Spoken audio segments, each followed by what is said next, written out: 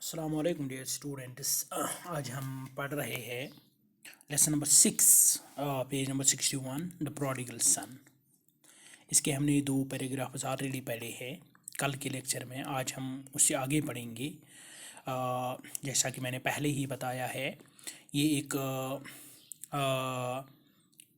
انسان کی کہانی ہے جو اپنے باپ سے جائیداد مانگتا ہے، آدھا حصہ، اور اس کو فضول کاموں میں خرچ کر دیتا ہے۔ پھر کس طرح اس کے پیرنٹس اس کو معاف کر دیتے ہیں۔ پیرنٹس کا جو لو ہے، کیئر ہے، یہ اس کہانی میں بالکل واضح طور پر نمایاں کیا گیا ہے۔ جب اس بیٹے نے دولت مانگی، آدھی دولت، اس کو اس نے برے کاموں میں ختم کیا، کھانے میں، جوئے میں، شراب میں، حتیٰ کہ کھانے کے لیے بھی اس کے پاس اب کچھ نہیں بچا۔ ایون جانوروں کا کھانا بھی اس کے پاس نہیں تھا جو جانور کھاتے تھے۔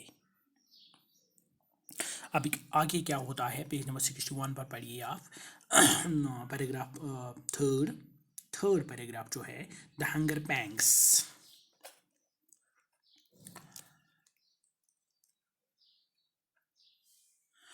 The hunger pangs made him to fell down and he became unconscious۔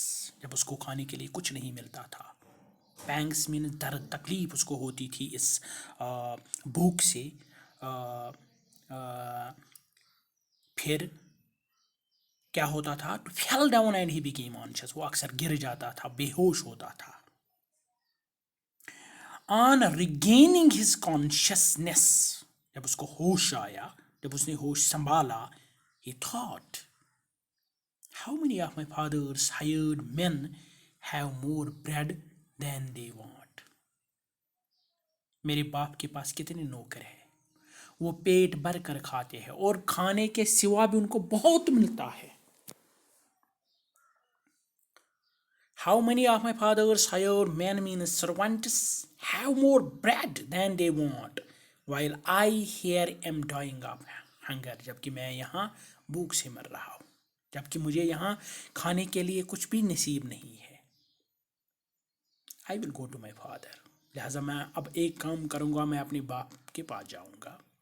And say to him، میں اسے کہوں گا، Father, I have sinned against heaven and before you۔ اے میرے باپ، میں نے آپ سے اور heaven means God actually، خدا سے، دونوں سے میں نے بغاوت کی، میں نے آپ کا نہیں مانا، میں نے گناہ کیا ہے۔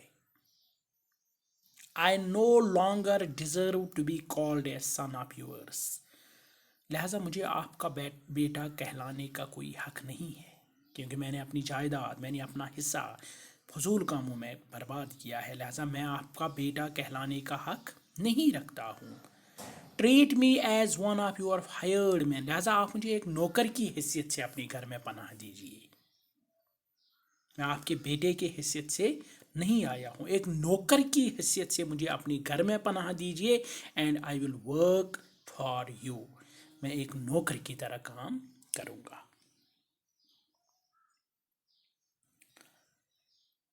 This would ensure him a place to live in and food to eat۔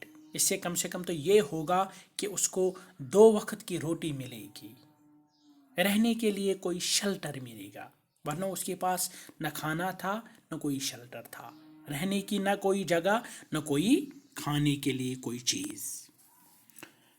So he went to his father who was patiently waiting for him to return۔